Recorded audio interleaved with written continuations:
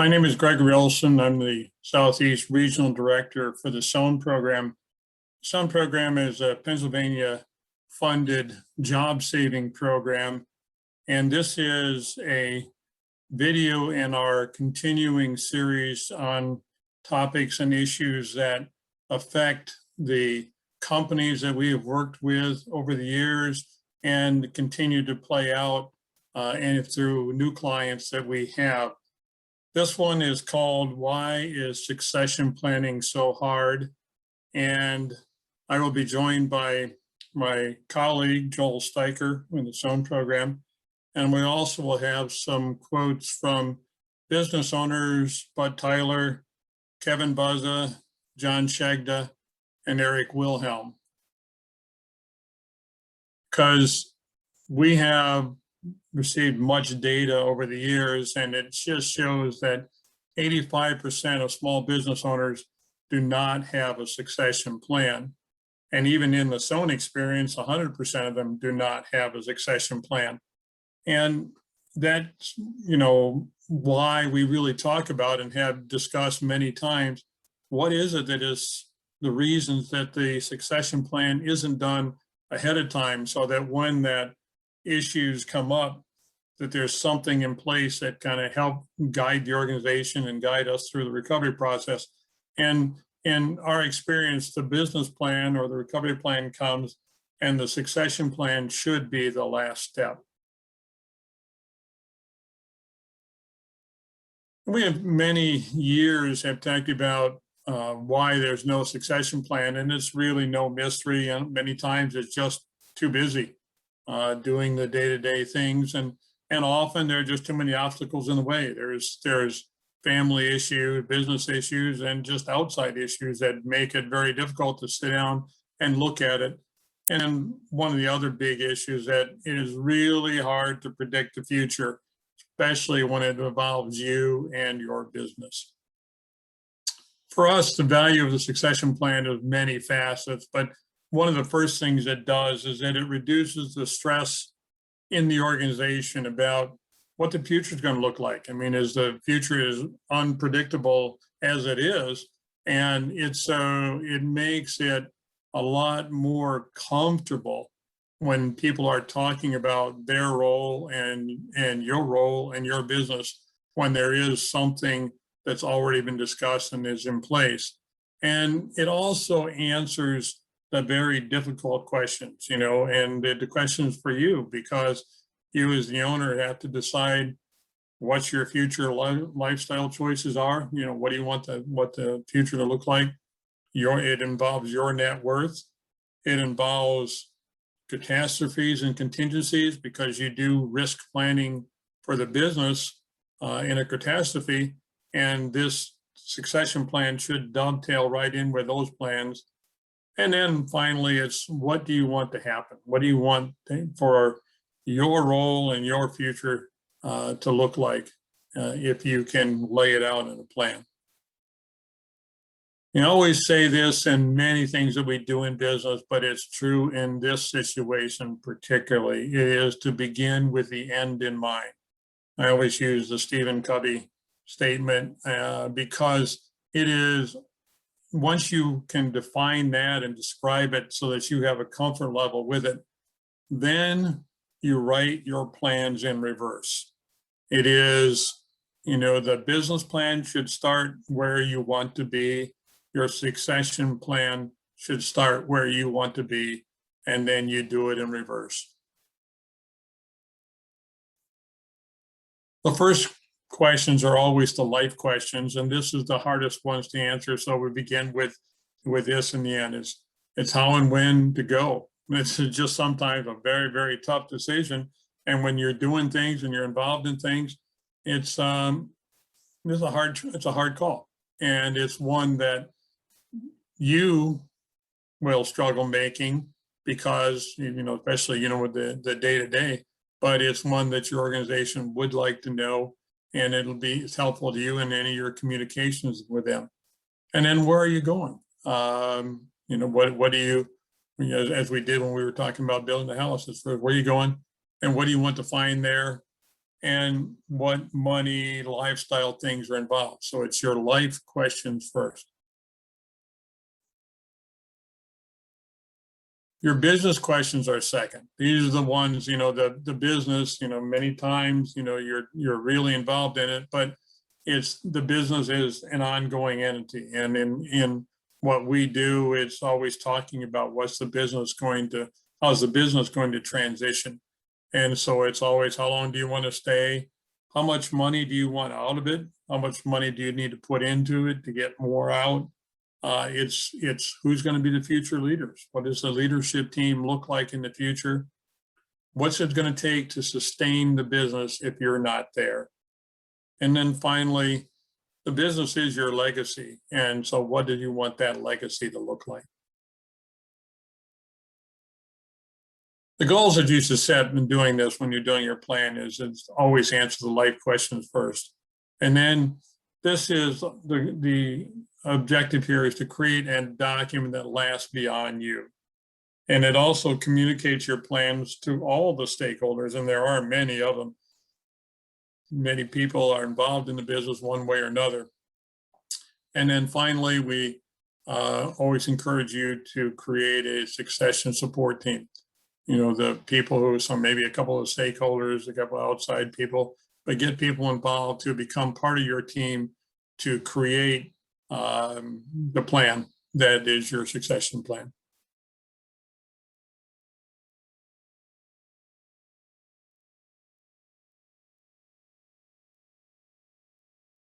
I've been asked to talk about succession planning, and I think the first thing is to think about your future. It's most important, in my opinion, that should be the priority, should be priority one. The decision to leave is important. The commitment to leave is paramount. And to put a timeline on it, it makes sure that your heart, mind, and body are all collaborative and in unison.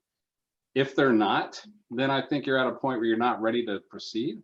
And if you are, then it's time to build a successful strategic plan, which may be difficult, but it's something that you can do if everything in your being is ready and prepared to do those. Once committed, involve other teammates, involve people that you've been relying on. People know that you're going to be leaving, or that there's an opportunity for this succession plan to start. So get confirmed with them, get them the structure, get them to understand what you're trying to go through. Assist in building a proactive strategic plan. I think the others involved are your litmus test. I think that they're the collaborators to the plan, and they need to be involved in the hiring or the promotion of the individuals that are taking over the position. Them being involved is going to be, they end up being the champion for you. They end up being the ones that are going to help make this person or people succeed in trying to get to this final process of promoting or hiring this new person to take over the lead of the team. Being proactive throughout the process will assist in building a strategy that has roots, and it's already planned with a plan clearly defined with processes in place. Now, that may make sense, and it may be purposeful to provide a blank slate. If you create a blank slate, you may allow that person to have more flexibility. The one thing that you need to do is make sure that the company objectives and goals are clear, so that they have a place or a path to point to. It may not be clear on how it gets directed or the way that it goes, but if you're going to give the person some more latitude, and they're going to be the flexible, they're going to be the person leading the next phase, then minimally they need to have the goals and objectives be very clear, and minimally you have to give them the flexibility and the variance to be able to be successful. One of the things that comes up many times when you're doing this succession plan, you're also facing the issues and obstacles that go into the business and to, to present the challenges around writing their plans. And there are things that definitely need to be addressed before you can really put a plan in place. And so this is kind of where the SOAM program comes in, and we can help talk through these and talk about little strategies that help you over time put these issues in place where they need to be so that you can, in fact, create the plan and implement it. And many of the things that family dynamics are, of course, are critical. If the value of the business is too low, there's debt burden, wrong customers, inadequate leadership are all deal breakers when it comes to having a good succession plan.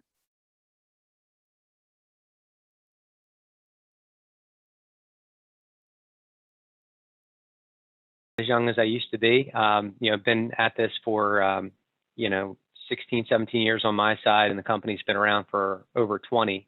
But as a younger business, I'm now in my early 40s. We just deal with the idea that eventually we're not going to be around or interested running the business. And sometimes I hear from other business owners, maybe they want to, have the family take over the business. But practically speaking, that wasn't, sufficient for us. We wanted to get into a bit more of the details of, this value that we've accumulated in our company over 20 years. How are we going to access that? We use this term kind of liquidity event. When are we going to look to have that point in time where that value that we've created, we can actually, take hold of? And so we think it's imperative to start talking about it while we're younger, because it takes time and effort to properly plan and execute, especially if you want to get, the proper value or the optimal value for what your business is worth.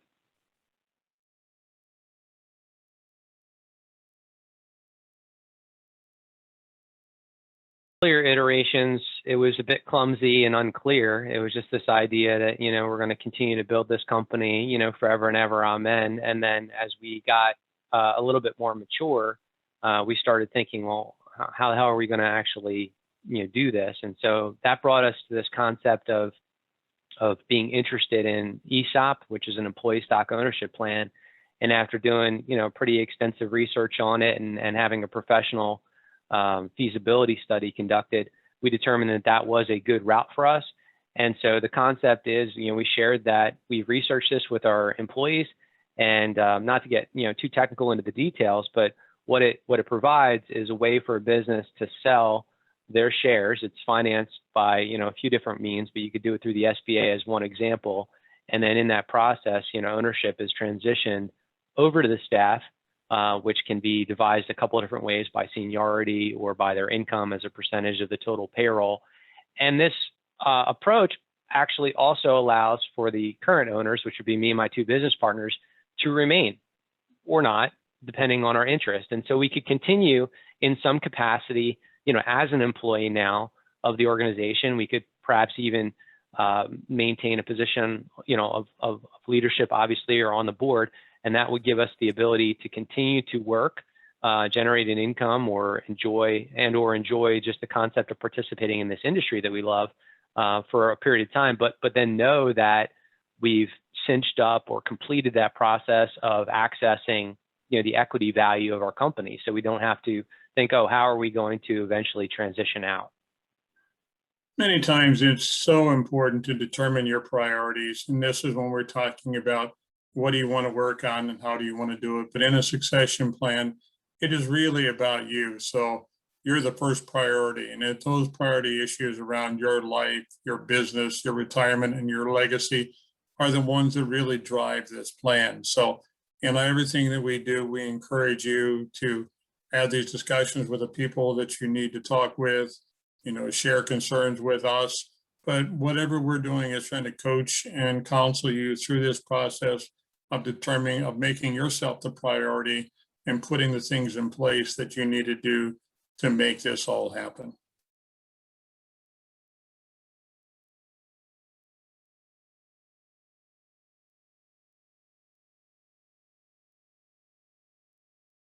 Well, the reason we merged our companies was you could make an argument that it was a rolled in succession plan. It was in order to create an organization that we felt had one value and legs, something that could go on into the future that would not just terminate when Eric or I both decided to leave, that we felt we needed the critical mass of joining our organizations and the wherewithal that would give us in order to grow strong enough in the coming decades, so that the company could go on. So effectively, it was in itself a succession plan. I think that question is it's ultimately important to all of those all of those topics or stakeholders, let's say, where the strategic plan of the organization must take into account how the organization is going to exist into the future. You can, a strategic plan takes some time to execute, and it's not something that you do a year to year or month to month. This is something that's an overriding plan that you look into the future and you're making iterations of it as you go. And it makes sense when you look at it in the rearview mirror. Sometimes it doesn't always make sense when you're looking forward. And without a clear idea of where the company is going to be in 5 years, 10 years, 15 years, it's very difficult to develop a strategy in order to move it forward, because that's ultimately the goal of any strategy, is to achieve that vision, right? So so it's ultimately important for the business planning, for the customers. They're all wanting to know that we're going to be around. That's one of our major marketing messages right now, is that, hey, we brought our companies together. We are blending our companies and making ourselves a better vendor for you so that we're around a really long time. So they want to know that you're thinking about succession planning. They want to know that you're going to go off into the future, and that the company, in our case, that our company can go on without us. That's an important aspect of it. So it's building that kind of framework and structure within the organization that it can support itself into the future without necessarily having those the initial leaders, the second generation owners involved with it. And then the lenders, they love seeing that as well. Now, look, these guys are looking at your trailing 12 months, and they're looking at your P&Ls and balance sheets and looking at the paper and the financials. But it really is true, I think, that I was told by someone wise once who was on this call, that lenders lend to people, and they may be looking at the P&Ls, and you have to be in the ballpark. You can't have tremendously difficult times and expect that a lender is going to throw an awful lot of money at you. But when you if you can lay out a strategy that is, if you can lay out a strategy for them, showing how you're going to execute on this strategy and ensure that the business is going to be around, that they are much more apt to work with you, even through some more difficult times. So it gives you a lot more flexibility, because they don't have to just base their decisions on whether, how you did last year or how you did last month. They're looking at, okay, these guys are going to be around for a long time, and their plan holds water. So that's what I think. That's great. When faced with the idea to put some action steps in place when you're doing the succession plan, it's many times making the now changes are one of the first steps to putting the plan into place and making it start to occur. And these might require changes to your whole business structure. It may be that where you are, when you do your vision of the future, your business may need to be realigned differently, maybe in a different marketplace, et cetera. Because your goals and business direction are always challenged by kind of what's going on out there. And this plan has to be nimble enough to take all those things into place. Leadership is always a challenging issue, and how you get the leadership that you have in place now to continue is paramount. The merging of cultures can be extremely challenging, because as your workforce turns over on a kind of almost on an ongoing basis, your culture changes by the introduction of just one or two people. And then the workforce challenges, because as we've gone through a pandemic and coming out on the other side, the marketplace is different, and the view that your workers have of it is different too. So that is going to affect you almost immediately going forward. Just to recap, that the critical part of the SOAN involvement is to help you in building the foundation.